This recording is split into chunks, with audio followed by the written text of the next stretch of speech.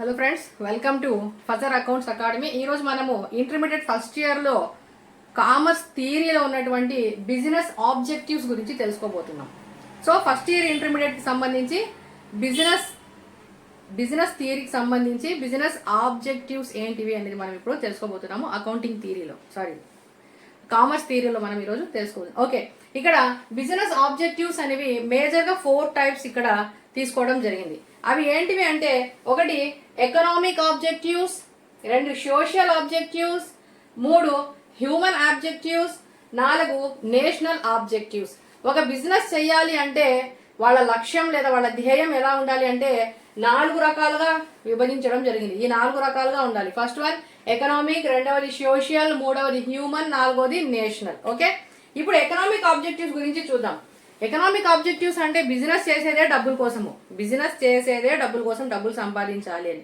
కానీ ఆ డబ్బులు సంపాదించడం కూడా ఎలా ఉండాలి అంటే ఇక్కడ చూద్దాం ఎకనామిక్ ఆబ్జెక్టివ్స్ ఎలా ఉన్నాయి. ఫస్ట్ వన్ వచ్చేసి ఎకనామిక్ ఆబ్జెక్టివ్ కింద ఎర్నింగ్ ప్రాఫిట్.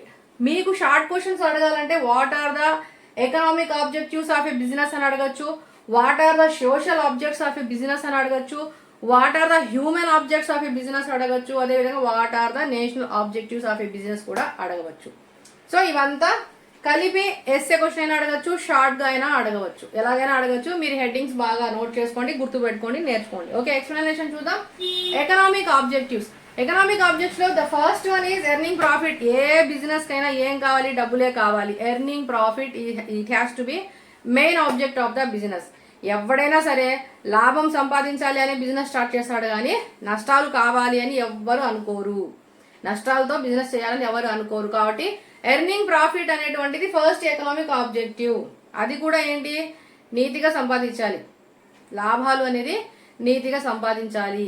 సో అది ఎలా ఉంటుంది అనేది నెక్స్ట్ చూద్దాం. ఓకే, రెండవది ఏమంటే క్రియేటింగ్ కస్టమర్.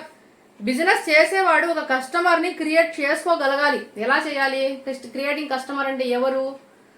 ఇప్పుడు మనం ఆలోచించినట్లయితే ఇప్పుడు మన జనరేషన్కి మొబైల్ ఫోన్స్ ఉన్నాయి, చార్జర్లు ఉన్నాయి, బ్లూటూత్ ఉన్నాయి, వైర్లెస్ ఉన్నాయి, వైర్లెస్ లేకుండా ఉన్నవి ఉన్నాయి, ఒక మొబైల్ స్టాండ్స్ ఉన్నాయి, ఒక సెల్ఫీ స్టాండ్స్ ఉన్నాయి. ఇవన్నీ ఈ జనరేషన్లో ఉన్నాయి. మా చిన్నప్పుడు ఇవి ఏమీ లేవు, ఇవన్నీ ఏం లేవు. మరి ఎక్కడి నుంచి వచ్చాయి? క్రియేటెడ్. ఎవరు క్రియేట్ చేస్తున్నారు? కస్టమర్ని క్రియేట్ చేశారు ఫస్ట్. ఎవరు క్రియేట్ చేస్తున్నారు? ఒక బిజినెస్ అనేవాడు ఒక కస్టమర్ని క్రియేట్ చేసుకుంటాడు. బిజినెస్ చేసేవాడు కస్టమర్లని క్రియేట్ చేసుకుంటాడు. ఒక కొత్త ప్రోడక్ట్ మార్కెట్లో ప్రవేశపెడతారు. మనకు సపోజ్ ఒక టైప్ ఆఫ్ ఫుడ్ తినే హ్యాబిట్ ఉండదు. వాడేదో మ్యానుఫ్యాక్చరింగ్ చేసి, ఇప్పుడు కూల్ డ్రింకే తీసుకోండి. కూల్ డ్రింక్ అనేది ముందు ఎప్పుడు మన తాతలు వాళ్ళ తాతలు కూల్ డ్రింకులు తాగలేదు, వాళ్ళకి తెలియదు. వీడు ఏం చేశాడు? ఇది కూడా సేమ్, ఈ థర్డ్ పాయింట్ కూడా ఇక్కడే కవర్ అవుతుంది. ఇన్నోవేషన్ అంటే కొత్తది తయారు చేయగలగాలి. ఇన్నోవేట్ చేయడం అంటే కొత్తగా టెక్నాలజీ ఉపయోగించి కొత్తవి తయారు చేయడము ఇన్నోవేషన్. ఆ ఇన్నోవేషన్ ద్వారా కస్టమర్ని రాబట్టుకోగలగాలి. ఇన్నోవేషన్ అంటే కొత్తది తయారు చేయాలి. మనకు సెల్ఫీ స్టిక్ లేదు ఒకప్పుడు, కంపెనీ తయారు చేసిందా? ఇన్నోవేషన్ అంటే కొత్తవి తయారు చేయడము, కొత్తవి రూపకల్పన చేయడము, టెక్నాలజీ వాడటము, కస్టమర్ టేస్ట్ హ్యాబిట్స్ అన్నీ కన్సిడర్ చేసుకొని కస్టమర్కి ఏది అవసరం, ఇవన్నీ ఓవరాల్ బిజినెస్ మేజర్ ఏంటి? ఎందుకు చేస్తాం బిజినెస్? ఒక కస్టమర్ని సాటిస్ఫై చేయాలి. ఒక కస్టమర్ సాటిస్ఫై అవ్వాలి. ఒక ప్రోడక్ట్ తీసుకుంటే ఇది నాకు యూజ్ అవుతుంది. మార్కెట్లోకి వెళ్ళినప్పుడు మనం ఏం చేస్తాం? ఈ ప్రోడక్ట్ నాకు యూజ్ అవుతుంది అంటేనే నేను కొంటాను. యూజ్ అయ్యేలాగా తయారు చేయాల్సింది ఎవరు అంటే బిజినెస్ చేసేవాడు. ఇన్నోవేషన్ అంటే కొత్తవి తయారు చేయాలి. ఆ కొత్తవి మార్కెట్లో పెట్టి కస్టమర్స్ని క్రియేట్ చేసుకోవాలి. ఒకప్పుడు మొబైల్ వాడే అలవాటు లేదు, ఇప్పుడు మొబైల్ ఇంట్రడ్యూస్ అయింది. ఆ కొంతకాలానికి ఏమైంది? ఒక ఇంట్లో ఒక మొబైలే ఉండేది. ఆ తర్వాత ఏమైంది? ఎంతమంది ఉంటే అన్ని మొబైల్ నంబర్స్ వచ్చేసాయి, అన్ని మొబైల్ ఫోన్లు వచ్చేసాయి. నలుగురికి మొబైల్ కావాలి. చిన్నపిల్లలంటే పక్కన పెట్టేయండి మామూలుగా. సో అంటే ఏమైంది? ఇన్నోవేట్ అంటే సెల్ ఫోన్ కనుక్కోవడం ఒక ఇన్నోవేషన్ అయితే, క్రియేటింగ్ కస్టమర్ అంటే ఒక ఇంటికి ఒక మొబైల్ వాడడం ఎక్కువ అయితే 4 మొబైల్స్ తీసుకుంటున్నా అంటే క్రియేట్ చేశాడు కస్టమర్ని. ప్రతి ఒక్కరికి ఆ నెసెసిటీ ఉండేలాగా చేసేసారు. That is innovation, this is creation. Okay, ఇప్పుడు అర్థమైందా? సో బిజినెస్ అంటే ప్రాఫిట్ ఉండాలి, కస్టమర్ని క్రియేట్ చేసుకోగలగాలి. బిజినెస్ అన్నవాడు ఒక ప్రోడక్ట్ ఇచ్చి మీకు ఇది యూజ్ అవుతుంది చేసుకోండి అంటే ఓకే మనం చేసుకోగలగాలి, తీసుకోగలగాలి, దానివల్ల సాటిస్ఫై అవ్వాలి. మన టేస్ట్ తగినట్టుగా ఉండాలి. ఇవన్నీ చూసుకోవాల్సిన రెస్పాన్సిబిలిటీ బిజినెస్ పర్సన్ది. ఇన్నోవేషన్ అంటే కొత్త ప్రోడక్ట్స్ని, కొత్త టెక్నాలజీని కస్టమర్ని సాటిస్ఫై అయ్యే విధంగా తయారు చేసి ఇవ్వాలి. సో అది ఇన్నోవేషన్. ఓకే, నెక్స్ట్ చూద్దాం సోషల్ ఆబ్జెక్టివ్స్. సోషల్ అంటే మనమే, సంఘం, సమాజం. సో మనకు సంబంధించి మనల్ని కూడా సాటిస్ఫై చేయాలి. ఒక బిజినెస్ మ్యాగ్నెట్ చేస్తున్నాడు, ఒక బిజినెస్ పర్సన్ బిజినెస్ చేస్తున్నాడు అంటే మనం కూడా దానివల్ల సోషల్కి, మన సమాజానికి కూడా ఎంతో కొంత దృష్టిలో పెట్టుకొని చేయాలి. ఏం చేయాలి? ఫస్ట్ వన్ చూడండి, సప్లై ఆఫ్ గూడ్స్ అంటే reasonable price. Supply of goods reasonable price. Suppose ఇప్పుడు ఒక పెన్ ఉంది, పెన్ కాస్ట్ ఎంత ఇవ్వగలం? ఇప్పుడు మనం 20 రూపాయలు 30 రూపాయలు ఇస్తున్నాం. ఈ పెన్ కాస్ట్ 1000 రూపాయలు పెడితే మనం కొనగలమా? కష్టం, కొనలేం. అదేవిధంగా ఒక డస్టర్ ఉంది, డస్టర్ కాస్ట్ ఎంత? ఇది ఒక 30 రూపీస్ 40 రూపీస్ పెడితే కొనగలం. ఇప్పుడు డస్టర్ క్రియేట్ చేశారు కొత్తగా. డస్టర్ అనేది లేదనుకోండి, డస్టర్ని క్రియేట్ చేసి ఇది కూడా ఒక 2000 అన్నాడు అనుకోండి, ఈ బోర్డు క్లీన్ చేయడానికి 2000 పెట్టడం అవసరమా? అవసరం లేదు. ఓకే, మనం ఇప్పుడు ఒక నాప్కిన్ కట్షీఫ్ వాడుతున్నాం, ఇది ఒక 10 రూపీసో 15 రూపీసో 20 రూపీసో ఇస్తే వస్తుంది. ఇప్పుడు ఈ క్లాత్ తయారు చేసి వాడు ఒక 2000 3000 పెట్టాడు అనుకోండి, మనం కొంటామా? కొనం. ఈ విధంగా ఏమంటే వాళ్ళు ఇచ్చే ప్రోడక్ట్ ఒక రీజనబుల్ ప్రైస్కి ఇవ్వాలి. ఇదే డస్టర్ని 10 రూపాయలకి తయారు చేయొచ్చు. ఇప్పుడు 30-40 రూపీస్ మార్కెట్లో ఉంది, 20కి చేయొచ్చు రీజనబుల్ ప్రైస్, 10కే చేయొచ్చు. రకరకాలుగా ఏదో ఒకటి చేసి 10 రూపాయలకి ఇంకా బెటర్గా ఇవ్వగలిగితే ఇంకా బెటరే, అది బెటర్. దీన్ని ఇంకా మాడిఫై చేసి దీన్ని 1000 రూపాయలు చేసి 2000 చేసి 3000 చేసి 4000 చేస్తే ఎవ్వరు కొనరు. కాబట్టి రీజనబుల్ ప్రైస్ దగ్గర ఒక బిజినెస్ అనేది రన్ చేసి ఆ రీజనబుల్ ప్రైస్ దగ్గర మనకు అంటే సొసైటీకి మనకు వాళ్ళు ఇవ్వాలి ప్రోడక్ట్, బిజినెస్ చేసేవాళ్ళు. So supply of goods at reasonable price. Supply of goods. So supply అనేది ఉండాలి. ఆ సప్లై ఎలా ఉండాలి? సప్లై అంటే ఏం లేదు, వాడు తయారు చేసి మనకి ఇస్తాడు, షాపుల్లో ఉంటే మనం తెచ్చుకుంటాం. అంటే వాడు సప్లై చేసి వాడి దగ్గరే పెట్టుకుంటే మనం కొనలేం కదా, ఫ్యాక్టరీ దగ్గర పోయి కొనలేం. షాపులకి ఇవ్వాలి, సప్లై చేయాలి. ఆ సప్లై చేసినప్పుడు మనకు కావాల్సిన ప్రోడక్ట్ని ఏదో ఒక రీజనబుల్ ప్రైస్ పెట్టి మనం కొనుక్కున్నాం. మనం డైలీ యూస్ చేస్తాం పెన్, 5 రూపాయల పెన్ ఉంది, 3 రూపాయల పెన్ ఉంది, 10 రూపాయల పెన్ ఉంది. 10 రూపాయల పెన్నుకి 10,000 పెన్ను పెట్టాడు అనుకో, రోజు 10,000 పెట్టి మీరు పెన్ను కొనుక్కొని చదువుకోగలరా? మీ కోర్సు కాస్ట్ కూడా కాదంత, బుక్స్ కావంత. అంటే రీజనబుల్, మనకు యూజ్ అయ్యే ప్రోడక్ట్ మనకు కూడా ఆ కొన్నదానికి బ్యాలెన్స్ అవ్వాలి. అంత రేటుకి అయితే మనం కొనగలం, చదువుకోగలం. ఒక పెన్ను 10 రూపాయలు అయితే నెలకు నువ్వు 4 పెన్నులు కొంటావో 5 పెన్నులు కొంటావో కొనొచ్చు, తప్పేం లేదు. నెలకు 50 రూపాయలు పెన్నులు కొంటావు, సంవత్సరానికి 50 రూపాయలు తీసుకున్నా ఒక 600 రూపాయలు పెన్నులు కొంటావు. లేదు 500 రూపాయలు అనుకోండి యావరేజ్గా, ఓకే 500 రూపాయలు పెన్నులు పెట్టచ్చు. ఒక పెన్ను 500 పెట్టేస్తే, ఒక పెన్ కాస్ట్ 500 అనుకోండి, ఎంత అయిపోతుంది అప్పుడు? చేయగలమా? చేయలేం. కాబట్టి ఏమంటారు బిజినెస్ని? Supply of goods at reasonable ప్రైస్కి గూడ్స్ ఇవ్వాలి. నెక్స్ట్ ఏంటి? Fair remuneration to employees. ఉద్యోగస్తులకు ఫెయిర్ రెమ్యునరేషన్ అంటే జీతాలు, వేతనాలు, వాళ్ళకి రెమ్యునరేషన్ అనేది కూడా రీజనబుల్గా ఇవ్వాలి. ఇప్పుడు మనకు సొసైటీలో గమనించినట్లయితే యావరేజ్గా పర్ డే ఒక పర్సన్ పని చేసి మినిమం కింది స్థాయి నుంచి తీసుకుంటే 500 రూపీస్ పర్ డే వాళ్ళ కష్టార్జితం. 700 ఉంది, 1000 ఉంది, 2000 ఉంది, 3000 ఉంది, 5000 ఎర్న్ చేసే వాళ్ళు కూడా ఉన్నారు. 10,000 ఉంది, ఇంకా చెప్పుకుంటూ పోతే 1 crore కూడా ఉండొచ్చు, తప్పులేదు. బట్ సగటున యావరేజ్గా ఒక పర్సన్ ఒక రోజుకు మినిమం అంటే మినిమం తక్కువ ఒక 500 ఎర్న్ చేయాలి. నెలకి 15,000. లేదు ఇంకొంచెం యావరేజ్ తీసుకున్నా ఒక 1000 రూపాయలు ఎర్న్ చేయగలిగితే నెలకి 30,000. సో ఇది ఒక యావరేజ్గా మనం క్యాలిక్యులేట్ చేసాం. సో ఇప్పుడు ఒక ఫ్యాక్టరీ వాడు లేదా ఒక కంపెనీ వాడు లేదా ఒక బిజినెస్ పర్సన్ ఏం చేయాలి? ఇక్కడ ఫెయిర్ రెమ్యునరేషన్ టు ఎంప్లాయీస్కి ఇచ్చే జీతాల్ని వాడు చేయించుకునే పనికి ఇచ్చే జీతానికి బ్యాలెన్స్ అవ్వాలి. ఓ పనంత పని చేయించుకొని సాయంత్రం అయితే 100 రూపాయలు చేతులు పెడితే ఆ 100 రూపాయలు వెళ్ళిపోతారా? ఎవరు వెళ్ళరు. ఇప్పుడు సాఫ్ట్వేర్లు ఉన్నారు చూడండి, వాళ్ళకి లక్షల్లో జీతాలు ఉన్నాయి. ఎందుకు? వాళ్ళ ఫిజికల్గా కాకపోయినా మెంటల్లీ వాళ్ళ బ్రెయిన్ పెట్టి వర్క్ చేస్తారు అక్కడ. సో వాళ్ళని బాగా యూటిలైజ్ చేసుకుంటున్నారు. సో వాళ్ళకి తగినంత శాలరీ వాళ్ళకి ఇస్తూ ఉన్నారు. సో వర్క్ చేసేదానికి తగినంత శాలరీ, వేజ్, రెమ్యునరేషన్, ఫెయిర్ ఏదన్నా అనొచ్చు, దాన్ని ఎంప్లాయీస్కి ఇవ్వాలి. అలా ఇవ్వకుండా మనం చూసే గొడ్డు చాకిరీ చేయించకూడదు. కేజీఎఫ్ చూసారు కదా సినిమా, అందరూ చూసే ఉంటారు, చూడని వాళ్ళు ఎవ్వరు ఉండరు. కేజీఎఫ్ చూసారు కదా, రోజు పని చేయించుకుంటారు, అన్ని గింజలు ప్లేట్లో పెడతారు, అదేదో అంటారు కదా బొచ్చలో పెడతారు, తినేయాలి అంతే. అది ఫెయిర్ రెమ్యునరేషనా? వాళ్ళకు ఉండడానికి ఇల్లు ఉండవు అక్కడ. సినిమాలు చూసారు కదా, సినిమాలు చెప్తే బాగా అర్థమవుతాయి. ఉండడానికి ఇల్లు ఉండదు అక్కడ కేజీఎఫ్లో. చాప్టర్ 1 చాప్టర్ 2 ఏదో ఒకటి తీసుకోండి. సో ఉండడానికి ఇల్లు లేదు, మంచి బిల్డింగ్ లేదు, వాటర్ ఫెసిలిటీ లేదు, సెక్యూరిటీ లేదు, ఏమీ లేవు. ఈ కేజీఎఫ్ చాప్టర్ మొత్తం గుర్తుపెట్టుకున్నారంటే ఆబ్జెక్టివ్స్ అన్ని రాసేయచ్చు. ఓన్లీ ఏం పెడతారు, కొన్ని ఒక పిడికట్ గింజలు పెట్టి తిని గెంజి కాచుకొని తాగి వాళ్ళు అక్కడ పని చేయాలి. అది కాదు. రెమ్యునరేషన్ అనేది ఎంప్లాయీస్కి తగినంతగా ఇవ్వాలి. Next one employment generation. ఒక గవర్నమెంట్ అందరికీ గవర్నమెంట్ జాబ్స్ ఇవ్వలేదు కదా. అందరికీ గవర్నమెంట్ జాబ్స్ ఇస్తుందా? ఇవ్వలేదు. ప్రతి ఒక్కరు గవర్నమెంట్ జాబే చేస్తున్నారా? చేయలేదు.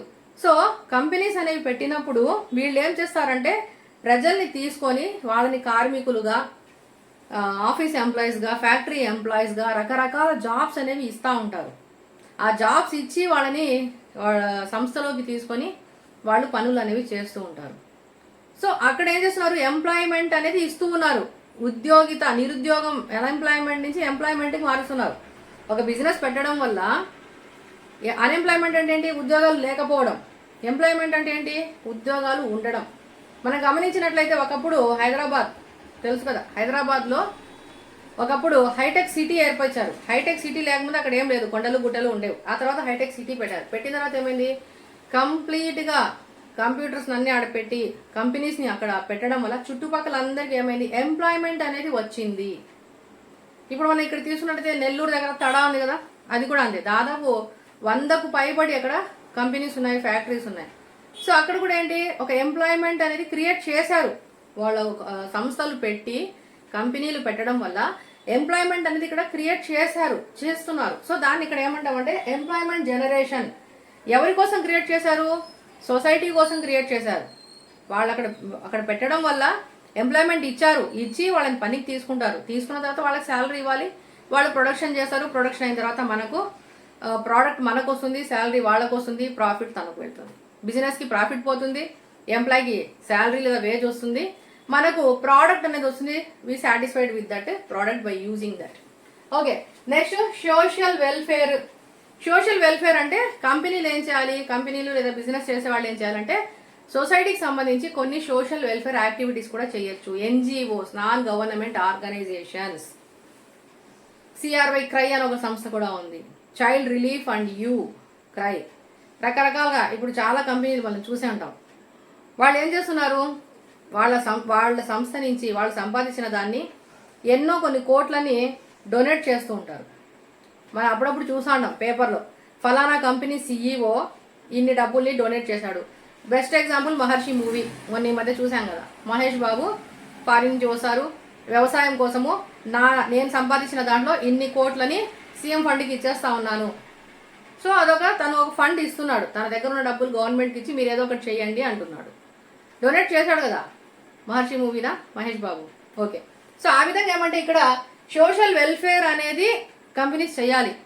మనం అప్పుడప్పుడు చూస్తే చాలామంది CEOs ఇంత ఫండ్ ఇచ్చారు, గవర్నమెంట్కి ఇంత ఫండ్ ఇవ్వడము, లేదా ఎప్పుడైనా వరదలు వచ్చినప్పుడు వరదల కోసం రిలీఫ్ ఫండ్స్ ఇవ్వడము.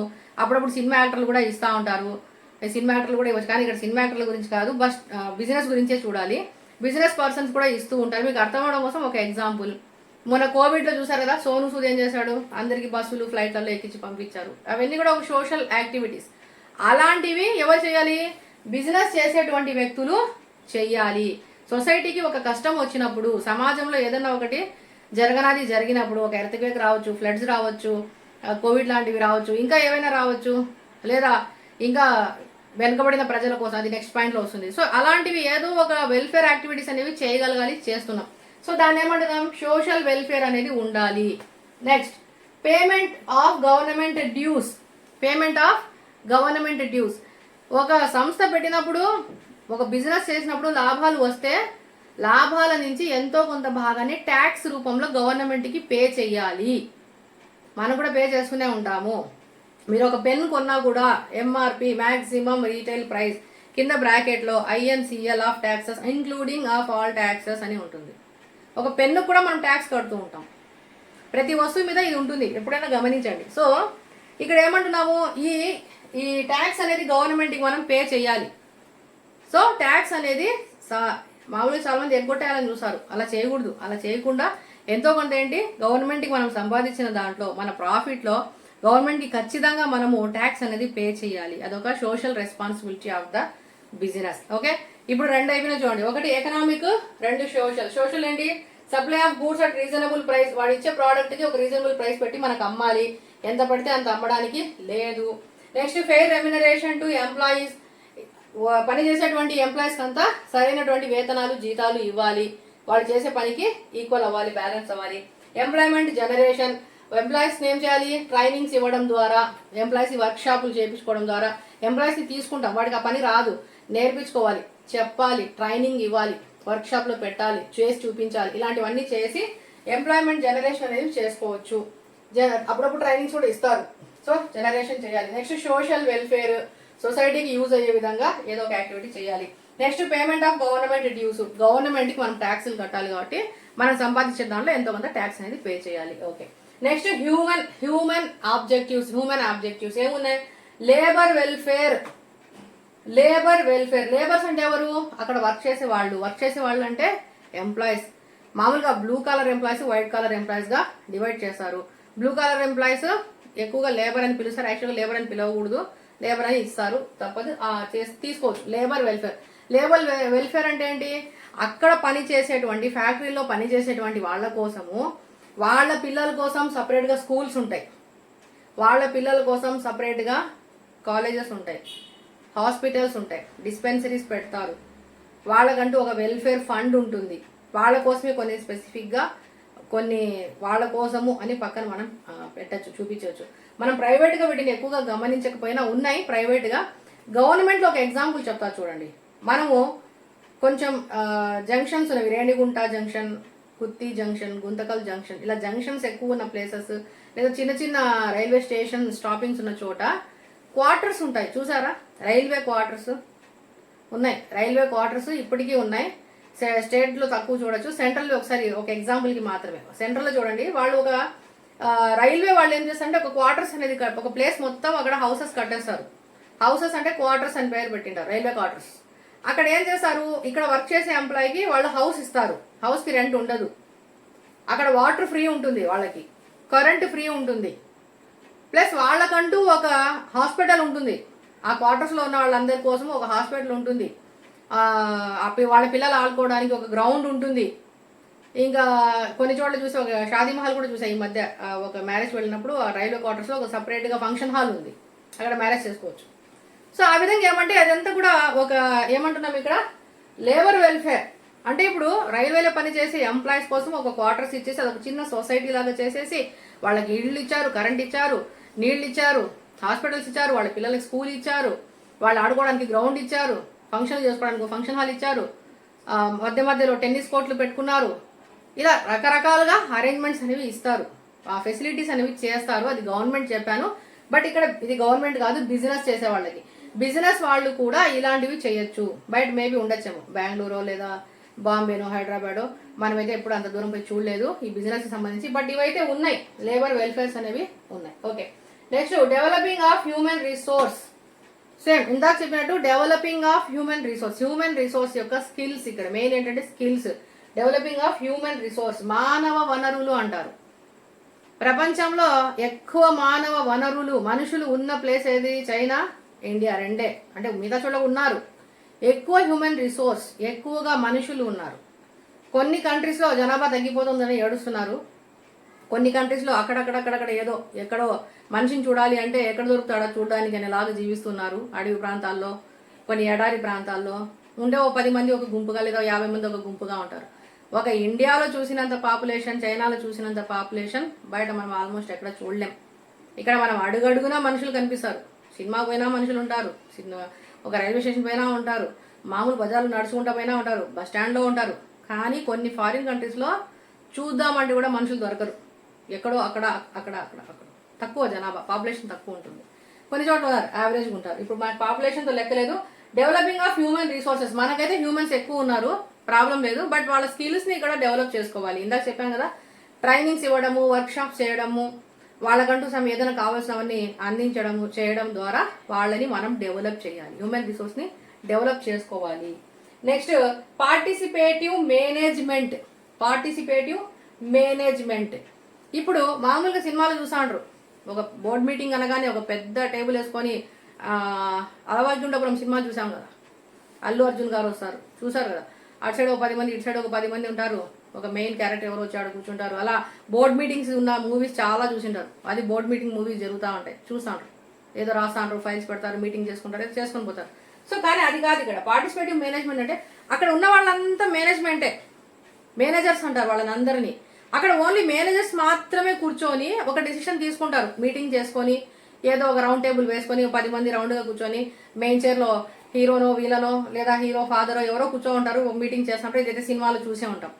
ఆ మేనేజ్మెంట్ ఏదైతే ఉందో మేనేజ్మెంట్ వర్క్ మాత్రమే కాకుండా ఈ హ్యూమన్ పార్టిసిపేషన్ అంటే లేబర్స్ ఉన్నారు కదా, వాళ్ళని కూడా తెచ్చి ఒక డెసిషన్ తీసుకోవాలి అన్నప్పుడు ఆ లేబర్స్ అనే వాళ్ళు ఏం చేస్తారంటే వాళ్ళకి అక్కడ టీమ్స్ పెట్టుకొని ఉంటారు. లేబర్ వాళ్ళది వాళ్ళు కూడా టీములుగా వాళ్ళు కూడా ఒక ఎలక్షన్స్ పెట్టుకొని ఒక లీడర్ మెయింటైన్ చేసుకోవడము అలా ఉంటుంది ఫ్యాక్టరీస్లో. సినిమాలు అది కూడా సినిమాలు చూడండి, అన్నిటికీ సినిమాలు మంచి నాలెడ్జ్ ఉన్నాయి, కానీ తీసుకునే సబ్జెక్ట్ని బట్టి ఉంటుంది మన నాలెడ్జ్. ఓకే, సో ఇప్పుడు వీళ్ళు ఏం చేస్తారంటే సపోజ్ ఇప్పుడు ఒక ఫెస్టివల్ వస్తూ ఉంది, ఈసారి మనము అనుకున్న స్టాక్ సపోజ్ ఒక 1,00,000 ప్రోడక్ట్ 1,00,000 యూనిట్స్ని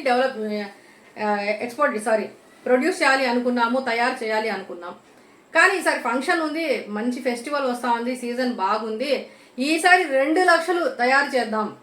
1,00,000 యూనిట్లు సపోజ్ ఈ డస్టర్స్ ఉన్నాయి, 1,00,000 అనుకున్నాం, ఈ సంవత్సరం అంతా కలిపి 1,00,000 డస్టర్స్ కావాలి అనుకున్నాం. బట్ సడన్ గా ఏదో సమ్ మార్పులు చేర్పులు ఆ రీజన్స్ మనకి మార్కెట్ అవసరం లేదు, ఆ మార్కెట్ గురించి అవసరం. ఇప్పుడు 2,00,000 అవసరమైన ఇవి. ఈ రౌండ్ టేబుల్లో కూర్చున్న మేనేజర్ ఎవరు ఈ డస్టర్లు తయారు చేయరు, తయారు చేస్తే ఎవరు లేబర్స్, అక్కడ పని చేసేవాడు, ఫ్యాక్టరీలో పని చేసేవాడు తయారు చేస్తాడు. ఇప్పుడు వీళ్ళంతటా వీళ్ళు డెసిషన్ తీసుకొని వాడికి పోయి సేమ్ టైమింగే మీకు 1 year టైంలో ఇవి 1,00,000 ఇంతకుముందు, ఇప్పుడు 1 year టైంలో మీరు 2,00,000 చేయండి, వాళ్ళు చేయగలరా? ఆలోచించండి. 1 yearలో ఇవి 1,00,000 చేసేవారు ముందు, ఇప్పుడు ఆ 1 yearలోనే 2,00,000 చేయండి అంటే వాళ్ళు ఎలా చేస్తారు? చేయలేరు. సో వాళ్ళేం అడగచ్చు, మాకు 1 year సరిపోదు, ఇంకొక అట్లీస్ట్ 6 months అయినా ఇవ్వండి అని అడగచ్చు. లేదా ఇప్పుడు ఉన్న వాళ్ళం 10 మంది చేస్తున్నారు అనుకోండి, 10 మంది చేయలేరులే, ఇంకా ఎక్కువ అంటారు, ఎగ్జాంపులే 10 మంది చేస్తున్నాం కదా, మాకు సరిపోయి ఇంకో 10 మంది ఎక్స్ట్రా పెట్టండి, అప్పుడు మేము చేయగలము, అట్లా అడగచ్చు. సో అంటే ఇప్పుడు వీళ్ళు డెసిషన్ తీసేసుకునే, వీళ్ళు మాత్రమే డెసిషన్ తీసుకోకుండా లేబర్ని కూడా ఇక్కడ ఇన్వాల్వ్ చేయొచ్చు, లేబర్ని కూడా పార్టిసిపేట్ చేయమని అడగచ్చు, లేబర్ని ఒక మేనేజ్మెంట్ పార్టిసిపేట్ చేసుకోవడం. దాన్ని ఇక్కడ ఇంకో పాయింట్ కూడా ఇచ్చారు, లేబర్ మేనేజ్మెంట్ కోఆపరేషన్. లేబర్కి మేనేజ్మెంట్కి కోఆపరేషన్ బాగుంటేనే బిజినెస్ జరుగుతుంది. మేనేజ్మెంట్ ఎంతసేపు లేబర్స్ని వర్క్ చేయండి బానిసల్లాగా కూలీలాగా చూడడం కాదు. దీనికి కేజీఎఫ్ సినిమాని తీసుకోవచ్చు. అక్కడ లేబర్ని అడుగుతారా వాళ్ళు వచ్చి, అయ్యా మీరు పొద్దున్నీ సాయంత్రానికి పని చేసినారు, ఎండలో కష్టపడినారు, మజ్జిగ తాగుతారా, కూల్ డ్రింక్ తాగుతారా, మీకు ఏమన్నా ఏసీ పెట్టించాలనా, లేదు మీ ఇంట్లో ఏమైనా ఏసీ పెట్టించేదా, మీకు కనీసం ఫ్రిడ్జ్ పెట్టించేదా చల్లనీళ్ళు తాగడానికి అని మేనేజ్మెంట్ వచ్చి ఏమైనా అడిగిందా? కేజీఎఫ్ మూవీలో ఏం అడగల.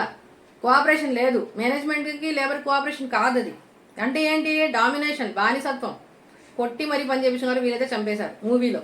కానీ ఒరిజినల్గా అలాంటివి లేవు, జస్ట్ అది మూవీ మాత్రమే, అట్లే తీసుకోండి, ఒరిజినల్గా తీసుకోవద్దు. ఓకే, సో ఇక్కడ లేబరు మేనేజ్మెంట్కి ఏమైతుంది, ఒక కోఆపరేషన్ అనేది ఉండాలి, మినిమం కోఆపరేషన్. వాళ్ళకంటూ ఇయర్లీ బోనస్లు ఇవ్వడము, బోనస్ ఇవ్వచ్చు. మామూలుగా అయితే నార్త్ ఇండియాలో ఎక్కువగా దీపావళికి బోనస్లు ఇస్తారు, ఇస్తూ ఉంటారు. అప్పుడప్పుడు ఆ బోనసే మనకు కూడా దీపావళి ఆఫర్లు ఇస్తుంటాయి కదా, దీపావళికి. మన సైడ్ ఎక్కువ సంక్రాంతికి ఇస్తారు, కొంతమంది సంక్రాంతి ఆఫర్లు ఉన్నాయి, కొన్నిసార్లు ఉగాదికి ఇస్తారు. ఎక్కువగా నార్త్ ఇండియన్స్ ఏమంటే దీపావళికి ఇయర్లీ వన్స్ చేస్తారు, వాళ్ళు ఎక్కువ దీపావళినే ప్రిఫర్ చేస్తారు. సో అలాంటి టైంలో వాళ్ళకి బోనస్ ఇవ్వడం అంటే 1 month ఎక్స్ట్రా శాలరీ ఇవ్వడము, బట్టలు ఇవ్వడము, ప్రతి ఒక్క ఎంప్లాయీకి స్వీట్స్ ఇవ్వడము, చాలా కంపెనీస్లో చేస్తున్నారు అట్లా. లేదా ఇప్పుడు చూసే ఇంకా తడా ఉంది, తడా కానీ శ్రీ సిటీ లేదా ఇంకా కొన్ని అక్కడ ఏం చేస్తున్నారంటే ఎంప్లాయీకి ఇయర్లీ వన్స్ చిన్న కుక్కర్ ఇవ్వడము, లేదా ఏదో తవ్వ ఇవ్వడము, దోశలు కాల్చుకోండి అని, ఇలా రకరకాల ప్రోడక్ట్స్ని కూడా వాళ్ళు మనకి బోనస్గా ఇస్తారు, గిఫ్ట్గా ఒక కాంప్లిమెంట్గా ఇవ్వడము. ఇవన్నీ కూడా ఏంటి, ఒక మేనేజ్మెంట్ తన ఎంప్లాయీని సాటిస్ఫై చేసుకోవాలి, ఆ ఎంప్లాయీని లేబర్ని లేదా మేనేజ్మెంట్ కోఆపరేషన్తో మంచిగా కంపెనీ జరగాలి అంటే ఒక అఫెక్షన్కు వాళ్ళని అట్రాక్ట్ చేయడం కోసము. సో ఇలాంటివన్నీ చేస్తుంటారు. ఓకే, సో వన్స్ చూడండి, హ్యూమన్లో లేబర్ వెల్ఫేర్, లేబర్కి వెల్ఫేర్ చేయాలి, వాళ్ళకి హాస్పిటల్స్ ఇవ్వడము, మంచిగా చూసుకోవడం, అవన్నీ చేయాలి. Okay, developing of human resources, వాళ్ళ స్కిల్స్ని తీసుకొని ట్రైనింగ్స్ ఇవ్వడం, వర్క్షాపులు చేయడం, ఇలాంటివన్నీ చేసి developing of human resources. Participate management, వాళ్ళని కూడా ఏదైనా డెసిషన్ తీసుకునేటప్పుడు అయ్యా మేము ఇలా చేద్దాం, ఎలా చేద్దాం, మీకు ఓకేనా, మనం డెవలప్ అవుతాం, మనకు లాభాలు వస్తే మీకు లాభాలు వచ్చినట్లే కదా, చేసుకుందామా, మీరు మేము కలిసి పని చేసుకుందాం అన్నట్టు వాళ్ళని కూడా పార్టిసిపేట్ చేసేలాగా తీసుకోవాలి.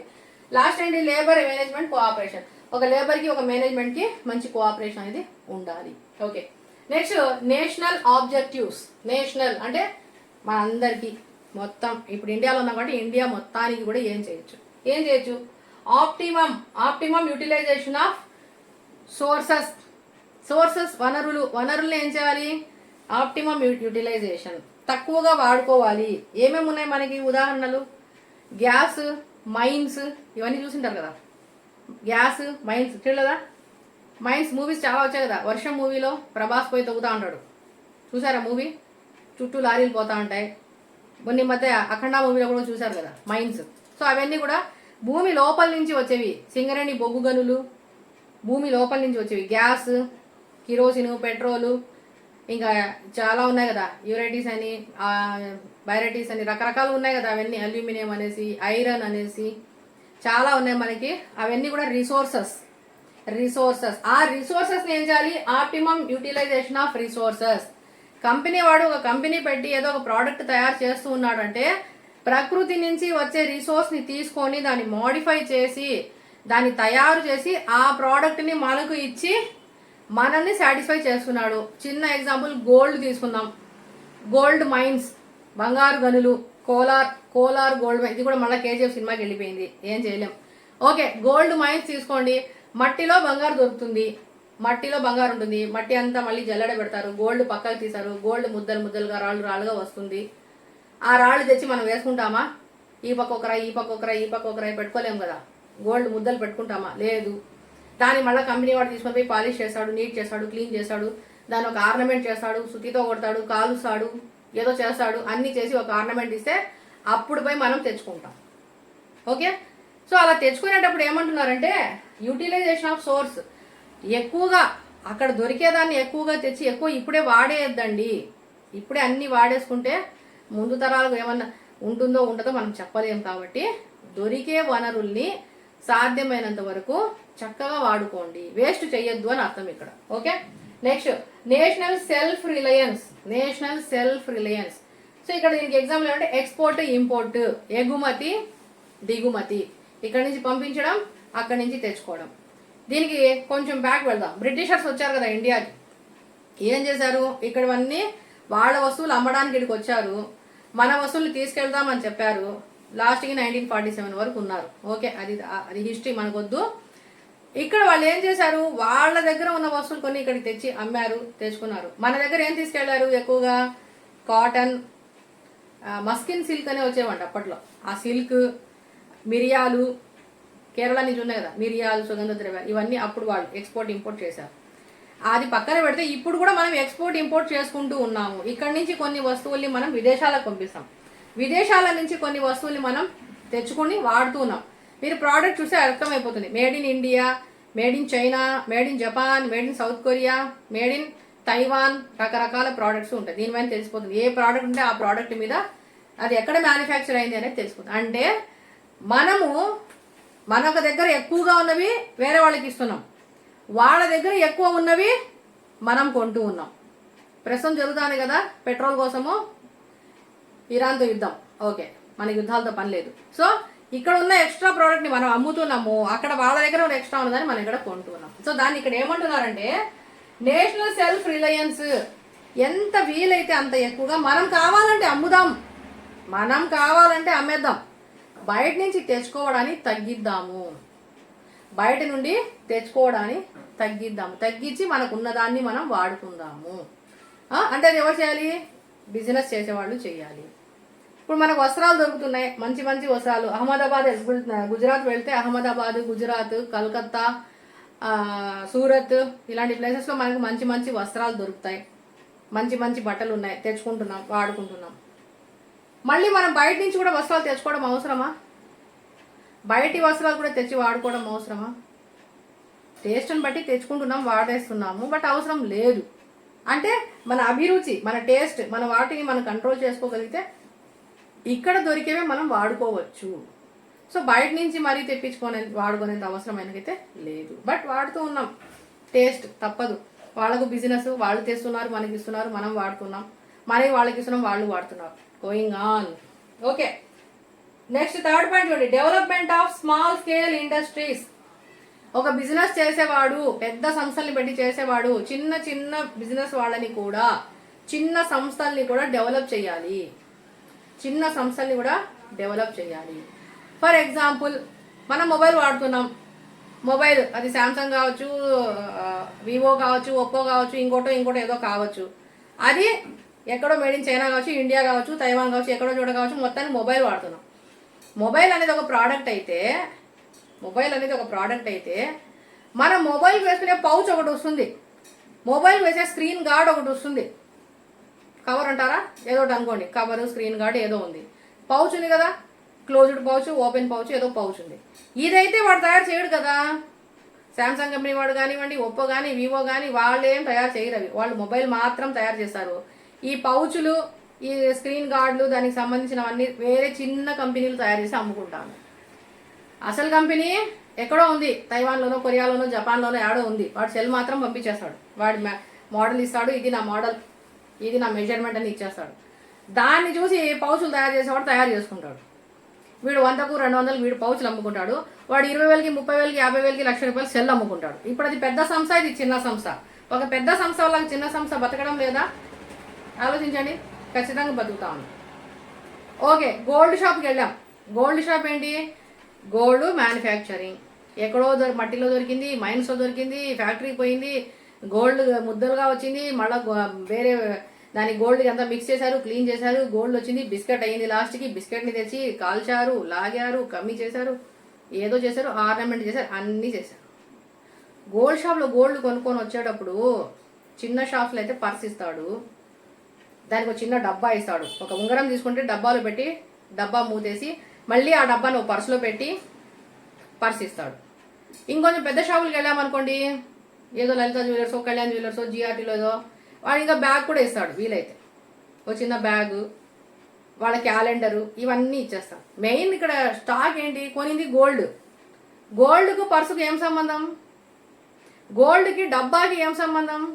గోల్డ్కు బ్యాగుకు ఏం సంబంధం? గోల్డ్కు క్యాలెండర్కు ఏమి సంబంధం? అన్నిటిని తెచ్చి సంబంధం కలిపారు కదా.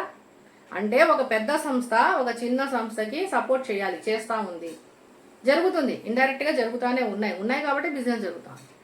సపోజ్ మనం ఒక కార్ తీసుకున్నాం, కార్ మ్యానుఫ్యాక్చరింగ్, చూడడానికి కార్ మాత్రమే కనిపిస్తుంది. ఒక్కసారి ఆలోచించండి, కార్లో ఏమేమి ఉంటాయి? ఐరన్ ప్రోడక్ట్స్ ఉంటాయి, ఇంజిన్ సపరేట్ ఉంటుంది, దానికి ట్యూబ్స్, ఏదో వైర్లు, పైపులు అంటారు కదా, అవి ఉంటాయి. మళ్ళీ లోపల ప్లాస్టిక్ ప్రోడక్ట్స్ కొన్ని ఉంటాయి, గ్లాస్, అద్దాలు ప్రోడక్ట్స్ కొన్ని ఉన్నాయి, లోపల వేసే కవరా ఏదో అంటారు కదా, పైన లెదర్ లోపల, అది సపరేట్గా ఉంటుంది. సీట్ సపరేట్గా చేయాలి, సీట్ కవర్ సపరేట్ చేయాలి, సీట్ లోపల వేసే కుషన్ సపరేట్గా చేయాలి. ఎన్ని ఉన్నాయి చూడండి. అవి అన్నీ ఒకే కంపెనీ తయారు చేసుకోదు. వాళ్ళ మెయిన్ ప్రోడక్ట్ ఏంది? ఒక ఐరన్ బాడీ తయారు చేసి మెషినరీ మాత్రము, ఇంజిన్స్ కానివ్వండి, దానికి ఏదైతే అవసరం అవి తయారు చేసుకున్నారు. బ్యాటరీలో అమర్రాజా బ్యాటరీ ఆడు కొనుక్కొచ్చి వేసేసాడు కార్కి. కార్ వాడు బ్యాటరీ కూడా తయారు చేసుకుంటే సమ్ టైమ్స్ చేసుకుంటాడు, లేదా బయట కొనుక్కుంటాడు. ఇప్పుడు కార్ వాడు కూర్చొని సీట్ తయారు చేస్తున్నాడా? లేదు, సీట్ కంపెనీకి సపరేట్ ఇచ్చేస్తాడు. అయ్యా ఈ సైజులో ఈ మోడల్లో మాకు మ్యానుఫ్యాక్చరింగ్ సీట్లు పంపించేయండి. వాడు సీట్లు తయారు చేసి వీడికి ఇవ్వచ్చు, వాడు సీట్ తెచ్చి వేస్తాడు. మళ్ళీ సీటుకి కవర్ కావాలి కదా, మన అట్లే డైరెక్ట్ కవర్ ఇస్తాడు వాడేమో, కానీ మళ్ళీ మనం ఏం చేస్తాం, దానికి పైన లెదర్తో కవర్ వేస్తాం. లెదర్ కావాలి, ఆ లెదర్ మళ్ళీ తెప్పిస్తాం. అది కార్ వాడు తయారు చేయడు, బయట నుంచి రావాల్సిందే. వేరే కంపెనీకి చెప్తాడు, నాకు ఇన్ని పంపించాయి, ఓకే నేను పంపిస్తా అంటాడు. అంటే ఒక ప్రోడక్ట్, మెయిన్ ప్రోడక్ట్ తయారవడానికి పెద్ద సంస్థలు చిన్న సంస్థలు కూడా డెవలప్ చేయాలి. ఓకే, ఇక్కడ development of small scale industries, ఒక పెద్ద సంస్థ నడుస్తూ ఉందంటే దాని వెనకాల అనుబంధ సంస్థలు, పక్కన ఉన్నటువంటి చిన్న చిన్న సంస్థలు కూడా డెవలప్ అవుతూ వస్తాయి, డెవలప్మెంట్ జరుగుతాయి, డెవలప్ అవుతాయి. Next last point, development of backward areas. బిజినెస్ని బ్యాక్వర్డ్ ఏరియాలో పెట్టి డెవలప్ చేయండి అని గవర్నమెంట్ అడుగుతుంది కూడా. సమ్ టైమ్స్ అక్కడ ఏమీ లేని చోట అయితే పెట్టుకోవచ్చు, అన్నీ ఉండే చోట పెట్టాలంటే కష్టం. మహర్షి సినిమా ఎగ్జాంపుల్. పంటలు పొలాలు పండే చోట ఒక ఫ్యాక్టరీ పెట్టాలి, పైప్ లైన్ పోవాలి, ఆ ఉండే ఊర్లన్నీ ఎత్తేయండి అంటే అలా కాదు. ఒక స్లమ్ ఏరియానో లేదా బ్యాక్వర్డ్ పూర్తిగా వెనుకబడిన ప్రాంతాలు, కొండల ప్రాంతాల దగ్గర, వేరే ఎక్కడో ఊరి బయట, ఊరి చివర, అక్కడ ఏమీ లేని చోట, అలా కొంచెం డెవలప్ చేయడం కోసము అలాంటి ప్లేసెస్లో చూసి మీరు ఒక ఫ్యాక్టరీ పెట్టుకోండి, అక్కడ డెవలప్ చేయండి అని గవర్నమెంట్ కూడా అడగచ్చు. వీళ్ళు కూడా అలాంటి డెసిషన్ తీసుకొని ఒక బ్యాక్వర్డ్ ఏరియాని డెవలప్ చేసే ఒపీనియన్తో పెట్టచ్చు. ఓకే, సో నేషనల్ పరంగా ఏంటి, ఆప్టిమమ్ యూటిలైజేషన్ ఆఫ్ సోర్సెస్, మనకు దొరికే వనరులు చక్కగా వేస్ట్ చేయకుండా వాడుకోవాలి. నేషనల్ సెల్ఫ్ రిలయన్స్, సాధ్యమైనంతగా మనమే ఎక్కువగా మన వస్తువులు మనమే తయారు చేసుకోవాలి, బయట నుంచి తెచ్చుకోవడం తగ్గించాలి. వీలైతే మనమే వేరే వాళ్ళకి అమ్మేసి వాళ్ళ డబ్బులు మనం తెచ్చుకోవాలి. Third point, development of small scale industries, పెద్ద సంస్థలు చిన్న చిన్న సంస్థల్ని కూడా చూసుకోవాలి, వాళ్ళని కూడా డెవలప్ అయ్యే విధంగా చూసుకొని పోతూ ఉండాలి. Next, development of BC areas, backward ఏరియాస్లో కూడా మనము ఒక సంస్థల్ని పెట్టి బిజినెస్ని పెట్టి డెవలప్ చేయాలి. ఇది మనకు objectives of business. Thank you for watching. Like చేయండి, షేర్ చేయండి, సబ్స్క్రైబ్ చేసుకోండి. అకౌంటింగ్ క్లాసెస్ ఉన్నాయి, థియరీ క్లాసెస్ ఉన్నాయి, ఇంకా ఫర్దర్ క్లాసెస్ మనం చెప్తాము. మీకు క్లాస్ నచ్చినట్లయితే జస్ట్ ఒక స్మైలీ ఇవ్వండి, లేదా ఒక థంబ్ పెట్టండి, లేదా గుడ్ అని ఒక మెసేజ్ ఇవ్వండి. I feel happy. Thank you so much.